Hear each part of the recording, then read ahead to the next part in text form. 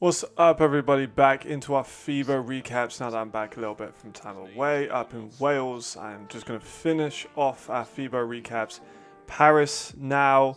Go and visit the other ones. We've got the recaps in a playlist now. If you want to become a member, go and do that as well. Working on some eval videos. Hopefully we'll have them in the future. I'm still waiting on some masters stuff to come out so I can try and finally get my degree. So that's caused me a lot of problems. But that being said, let's talk about the Paris Musketeers. Departure-wise, Dawson Dales, our favorite inside linebacker, our fastest player in the league. God, I love Dawson Dales. Me too. God, I love me some Donga. I miss watching him on Fuck, I tape. miss Dawson Dales. So he's left the team. You know, they don't have him anymore in the middle of the field. That is going to be a loss for them. He was a captain of that team. He was a big part of their identity. Zach Edwards, not in the league this season, had to go back to the States, but Offensive Player of the Year last season. To lose that, it's huge, and he's a dual threat. You know, he had one of the best seasons for a quarterback that we've ever seen in the league, and to lose that is massive. It is absolutely massive. He's been kind of a staple in the ELF, so a bit sad that he's not going to be in our league this year. It was unfortunate to lose both of these guys. Their defense did bounce back from not having Dawson in that team, but you could definitely feel Zach Edwards not on the team. We'll talk about Jalen in a second. But Zach did bring something. He had a lot of those Paris fans really calling for him during the season, which was strange to me. Like, Zach was incredible in his time in Paris. He's an ELF legend. I know that he had some calls and stuff about it, about coming back to the league. Ultimately, he did not. But I would like to see him in 2026. Whatever league we get, ELF, EFA, combination of both, or whatever, I would like to see Zach Edwards back in Europe. I think that'd be really, really fun. I missed him this year. I'd like to see him back. Austin Mitchell's a blazer speed-wise. So fast. So fast. And he got 1,000 yards his debut. It's not easy to do. And then on the offensive line, Lewis Thomas, one of the finest guards we have in Europe. Very low-key, doesn't talk a lot, but he gets a lot done. Glenn Tonga's Hamburg season, he had Lewis Thomas in the middle. Ali Khalifi's Rookie of the Year campaign, he had Lewis Thomas in the middle. And then this year with Paris, they've got him coming back, and he's a phenomenal talent. Austin Mitchell had like a down year, still had 600 yards, but it's just the emergence of other weapons like Tekadam continuing to be really good, and a run game that was kind of more the emphasis of the Paris Musketeers team that led to the statistical drop. But he was still very effective when he was on the field, had some big games, but he had maybe a tendency just to lie low for a couple weeks, and he would come back, have a big game, have another big game, and then lie low for a little bit. It's a little bit inconsistent, but he still is one of the best receivers in Europe. And then Lewis Thomas, again, we just said about the run game. He was part of that. Great all season when he was playing, and still one of the best offensive linemen in Europe. The one that I am most excited / curious about, and I think a lot of people are, new addition, Jalen Henderson at quarterback, coming from the GFL, back-to-back champion with the Potsdam Royals, now coming to the Paris Musketeers. Thoughts on him? Is he going to live up to expectations? He is one of the best prospects we've ever seen in the European League of Football. Man, high praise for him. And also, I did an interview with him a couple months ago, and I was very, very impressed with his mental state, with his poise, with his composure, just the way that he conducted himself. I think he's going to be a real leader there in Paris. So Jalen's season, I think, is a little bit divisive because he came in from the GFL with like nearly 100 touchdowns, looked like the best quarterback in Europe, and he came into the ELF with so much hype, the most hype I think we've ever seen from a player coming into the ELF. That includes Americans as well, more than Keenan Cole, more than Reed Sinnett, more than Aaron Cruikshank, more than anyone, I think. Jalen was meant to be the guy. And I think he did have a good season. He had 29 touchdowns, I think 6 interceptions, which is not bad at all. And then you include his running numbers, he had an even better season, over 60% accuracy. He had a game against Vienna, he was just tough as fucking nails. But it wasn't 92 touchdowns. So I think a lot of people didn't think he lived up to expectations. He had a very solid season, a very good season, had some moments. If you look at his offensive line, it wasn't incredible throughout the whole unit. He did have some great weapons, and he did have a very reliable run game. But I do think that some people think they're a little bit disappointed. You know, they saw how Edwards did, and they're like, why isn't he doing what Edwards was doing when he was winning Offensive Player of the Year? So, kind of a weird one. I'd like to know what you guys think of, was Jalen a boom or a bust, or was he just kind of somewhere in the middle? Like, expectations were all the way up here. You know, they were the highest we've ever been, and he played at a good level. but he didn't play at an MVP level. And I think a lot of people expected him to play at an MVP level. So, interested in everyone's thoughts on that one. Let me know down below. Let me know on Instagram. Was Jalen Henderson the guy? Is he not the guy? Are they going to move forward with him? Are they not going to move forward with him? Are we going to see him in a different ELF team? Let me know. Okay, how about on the defensive side of the ball? Because we talked about Lamonte McDougal in the signing center on ELF Live. He's one of the few interior defensive linemen as an A spot. Thoughts on him? He may be a little bit shorter. He's only about 5'10". Not incredibly big for a defensive lineman. He gets underneath the pads. His elbows are nice and tight. Drives through people. He also has a little bit of finesse to his game. A nice little swim move that he can use to affect the pass rusher.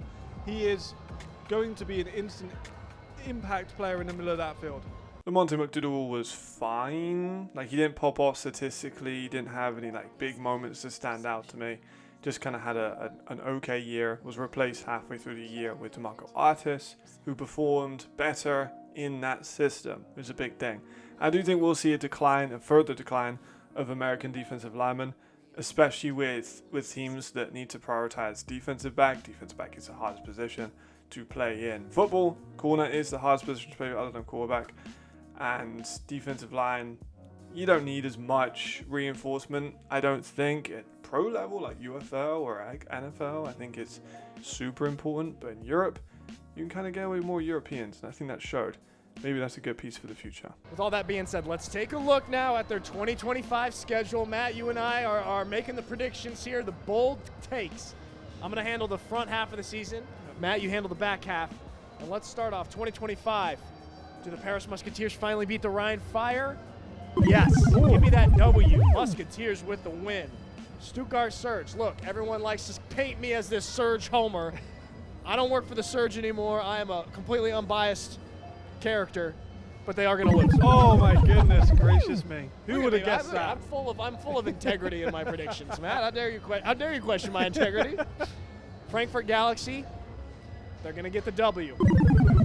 Rhine Fire, like I said, I think I had Rhine Fire losing their first 2 games of the season. They're going to get their footing with some of these new players. Chad's going to settle into that system. I have them losing to the Rhine Fire the second time they play them. Go ahead on the bye, and then they're going to beat the Frankfurt Galaxy once again.